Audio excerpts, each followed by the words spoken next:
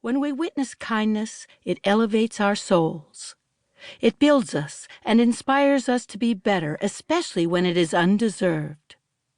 Joseph Wirthlin said, "Kindness is the essence of greatness and the fundamental characteristic of the noblest men and women that I have known." I believe him. What a powerful precept to pass on to our children. We live in a world where it is easy to become discouraged. There is so much unkindness. Our politics, our sports, our news, driving on our roads, social media, everywhere we turn there are examples of terrible unkindness, malice, and enmity. But while unkindness makes the news, we should not be fooled. Kindness is everywhere. And kindness can be in our homes, our hearts, and our children's hearts as we practice the principles in this book. In teaching kids to be kind, Rachel Tomlinson has thoughtfully crafted a kindness masterclass for parents and families. Her ideas are sound. They're practical. And they have the power to help you in your quest to curate the noble character strength of kindness in your kids. I commend Rachel and her book to you. It's a beautiful book, and it will help us create an even more beautiful world. The philosopher Jean-Jacques Rousseau asked, "What wisdom can you find greater than kindness?" My answer, and the answer you'll find in Rachel's book, is that kindness is a profoundly wonderful answer. It's an answer we need.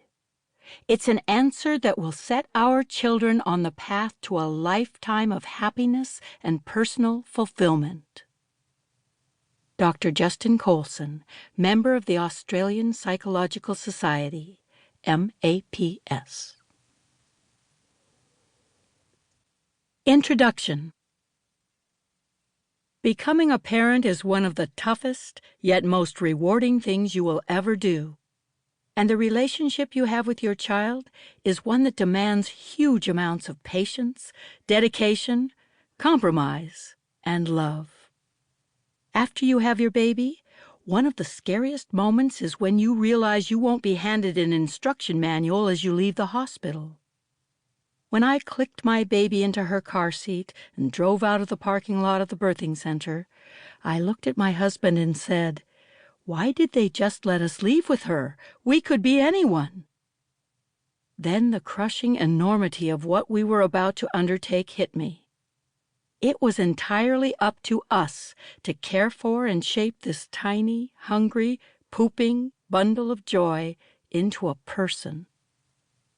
Parenting is an unending series of moments made up of victories and failures, heartfelt memories and challenges, trials and errors. You have to learn how to navigate the uncharted waters of parenthood without a map, while also figuring out who you want to become as a parent. How do you want to raise your child? What values do you want to instill in them? What expectations and hopes do you have for their future? There is no parenting handbook for this, as the answers are unique to every person and family. Yet it is one of the most challenging aspects of being a parent. As a psychologist, I have specialized in working with children and families.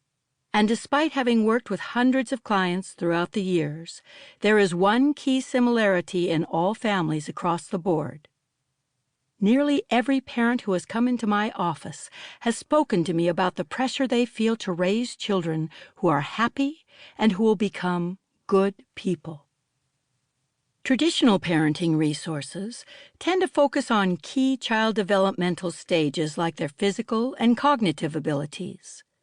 These books and websites give you a benchmark of whether your child is achieving things at the right stage and time, and give you a clear idea of what is coming next.